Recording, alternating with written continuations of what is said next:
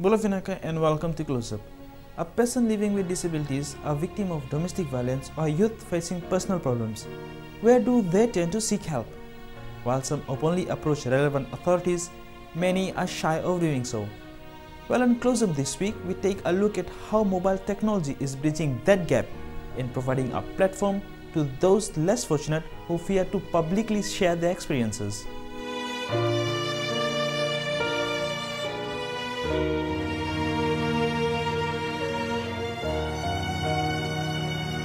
Pushing the wheelchair on an uneven dusty path along a narrow walkway, he daily manages to move around, more so to earn a living. Kolenio Dangi lives in Valilevu with his family. He has been living with a physical impairment since he was a child, and since then he has been defying all odds to live a normal life. Persons living with disability is not really an easy life.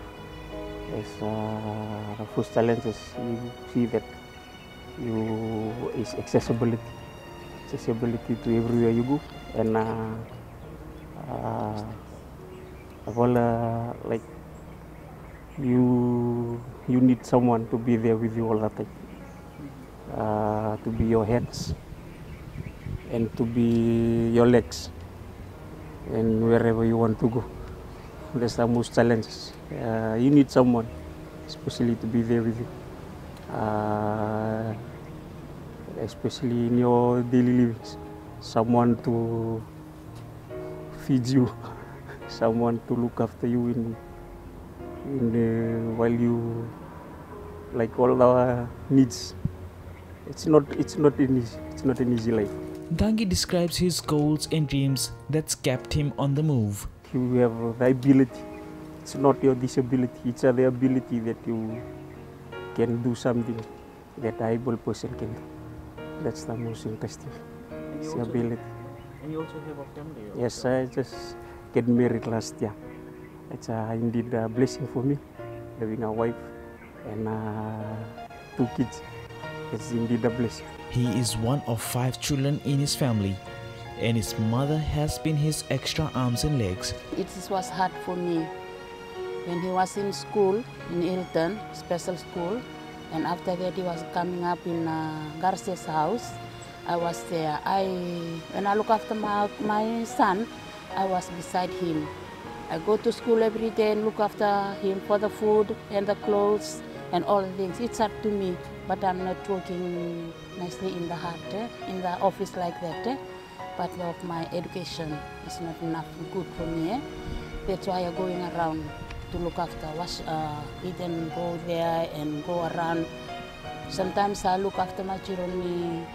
One week I go in house girl, only 3 days, I got $21. Actually, before I got this disability, I was dreaming of something far better. I always want to be a soldier when I was young. But when I got this disability, I like information system, like computing. That's my dream. I'm dreaming, and my goal is to reach the highest level of doing information technology in IT. That's my dream. That's my goal. That's what my heart desire. For persons with disability out there, do not look down on yourself. There's far better things that is provided out there. There's far things that our mind cannot imagine, our life cannot see, our eyes cannot see, that there are for persons with disabilities, and I'm encouraging those who can see the needs that we have and to support us.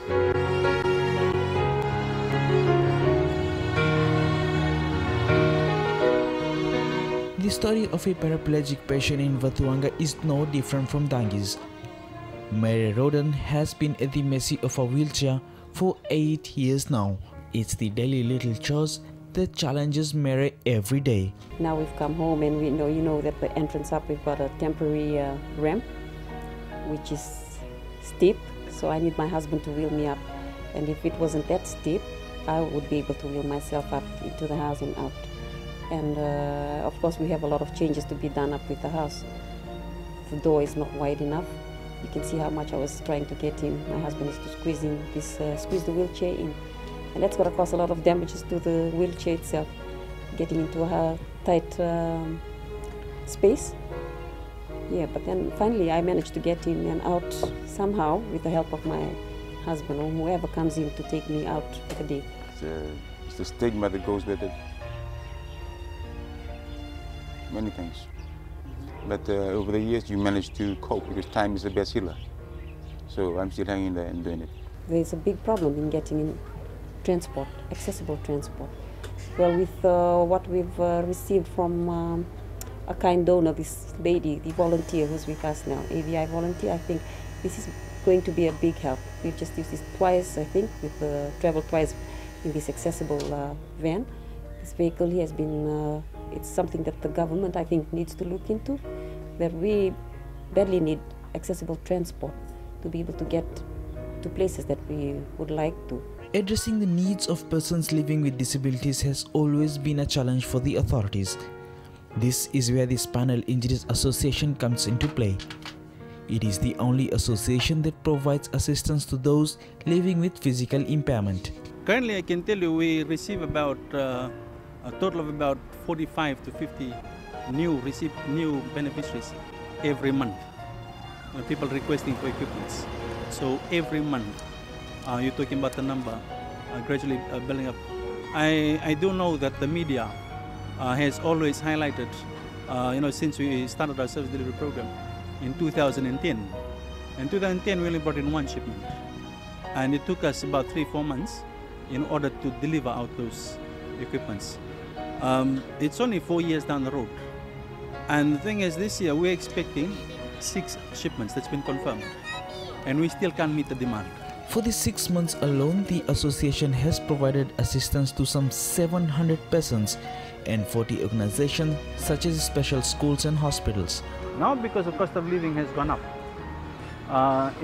the deterioration becomes faster is because medical consumables, a packet of adult diapers, is beyond $30.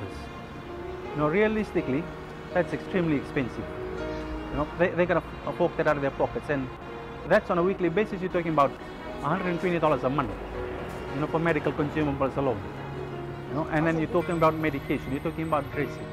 It's not cheap to be a person with disability. But we need government to start realizing that there needs to be a national procurement budget for equipments. There needs to be a better follow-up system in place. We've got to work collaboratively together.